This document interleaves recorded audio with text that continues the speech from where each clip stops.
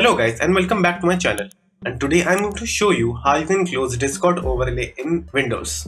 So I'm pretty sure every one of you have faced this problem once or twice while you have been playing games. While you were playing a very focused game, you got distracted by 2 or 3 blinking lights at the top left corner, and then when you try to remove the overlay options by pressing the keyboard shortcuts and all, and by the time you were actually able to close the application, you were dead. So in this video I'm going to show you how you can actually remove the overlay system in Discord permanently, so you could have a fluent game experience without any disturbance or distractions. So let me show you how you can actually do that. Firstly, open up your Discord.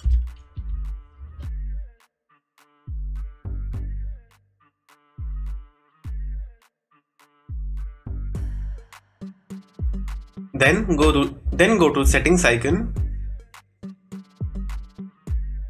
Then scroll down until you find game overlay. Just click on that and just disable the game overlay system from here. And by doing so, you will never see a distracting popping green color, and you will have a very fluent and focused game experience. So that's all.